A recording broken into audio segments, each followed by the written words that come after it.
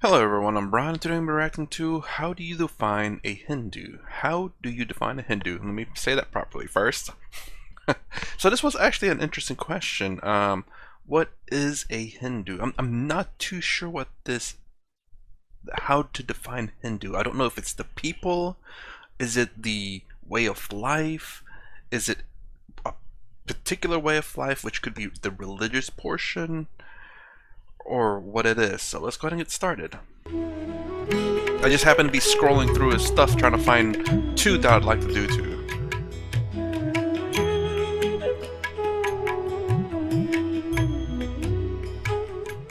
You see, the Vedic scriptures have been given very central importance. Suppose you want to say, how do you define a Hindu? This is how they classically define a Hindu. Not that I would define a Hindu like that.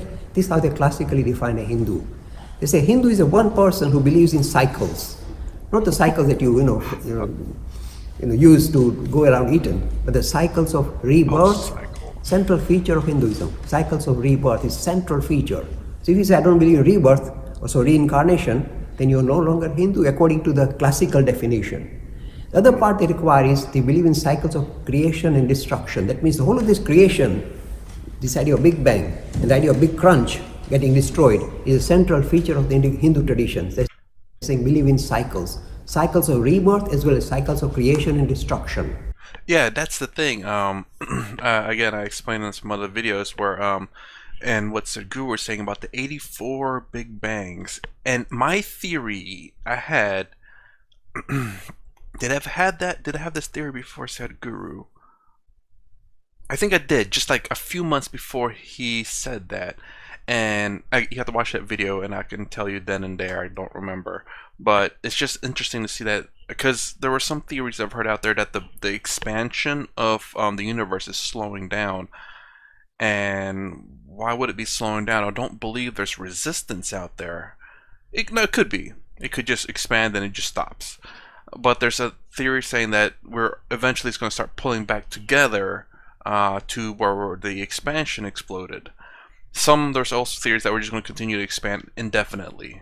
So, and it'd be interesting to know if in fact that, what if this universe expanded and then to a certain point it contract back to the singularity, to the big crunch, what he was talking about, which also is how I interpret Sadhguru's 84 Big Bangs, is the fact that maybe this universe crunched and then exploded again, and then crunch and exploded, and then crunch and exploded, and who knows how old this universe is, or this expansion and contraction is, and maybe how many human race has come about with all these explosions, or different races, not necessarily human race, but just the different races, like we're the 84th version of this universe, and it could be freaking like the Matrix too, where they're talking about how I think they're in can't remember what iteration of the Matrix they're from.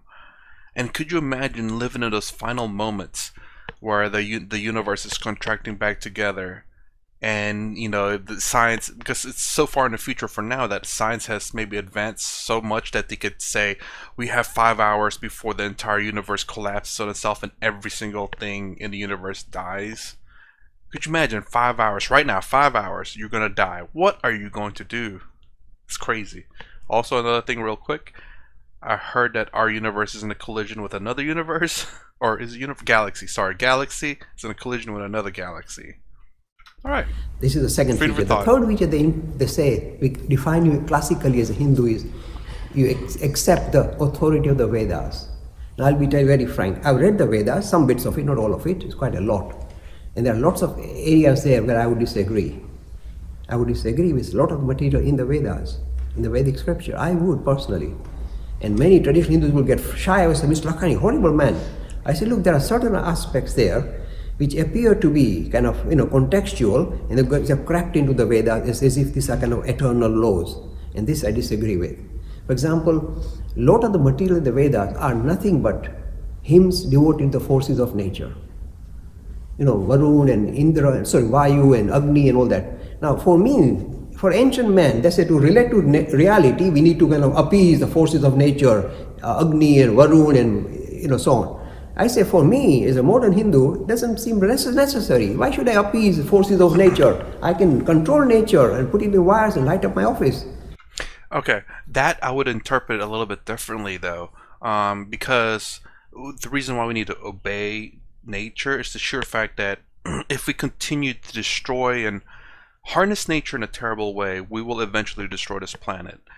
And don't get me wrong, this planet is not going to give two craps whether we destroy it or not, in a sense, because it's gonna, whatever happens happens, and then if we destroy everything on this planet, and then if viruses and whatnot ends up being developed in here and then grows, and everything will come back again, because this planet, if you believe in the Big Bang or whatever it is, then I don't believe there was anything in this planet prior to, well, at the very beginning of the formation of this planet. I can't formulate this right, but in the beginning of the formation of this planet, there was really nothing here.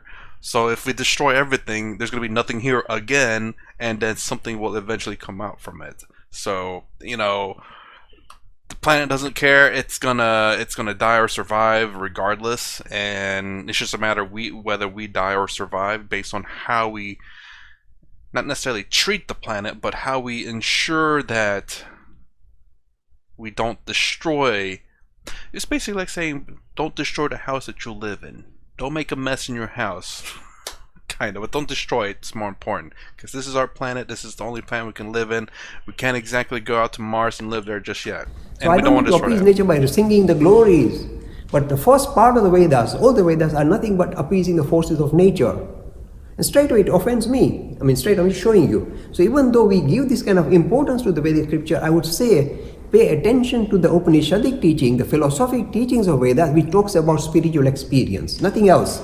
Not forces of nature, not liturgy, doing this ritual and this hour, nothing. Just talking about the deeper nature of reality. That part, the Upanishadic part, is what I can subscribe to.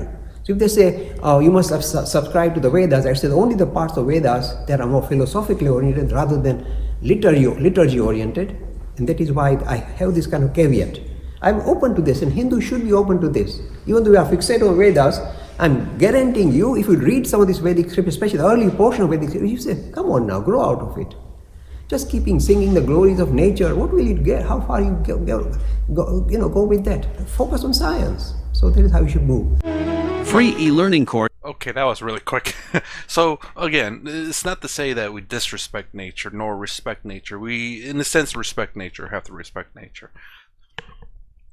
Doesn't mean we cannot harness nature, but just make sure that we don't abuse it to the point that we end up harming ourselves because of our lack of respecting of nature. I'm not saying going green or anything like that, but obviously we have limitations. There's limitation on this planet. We have to be aware of that. And also apparently so the Vedas are I guess maybe not so good. I can't think of the word. The Vedas are mostly like hymns and songs about nature versus the Upanishads, which is the one that I guess I should primarily look into to see what books to get. Can't remember if I got about the oh god, I can't even say that word right now. Well, let me look at my Audible real quick. Get inner engineering. I got, let's see what's in my library here. Okay, I got Karma by Sadhguru, Inner Engineering by Sadhguru, Norse Mythology. I think that's just something else, and Before the Storm, a Warcraft thing. Don't worry about that one. Alright, so Upanishads. I need to find a book from that and go ahead and grab it.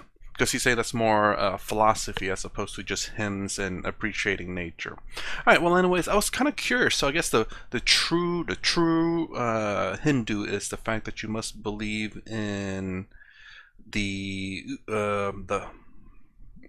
Upanishads and the Vedas, and if you don't, you're automatically not a Hindu. And also you must believe in reincarnation or rebirth. And the third part was, what was that? He just spiritual experience, nothing else, not forces of nature. So even though we give this kind of importance to the Vedic scripture, first part of the Vedas, all the Vedas are necessary. Why should in reality we need to kind of appease the forces of nature?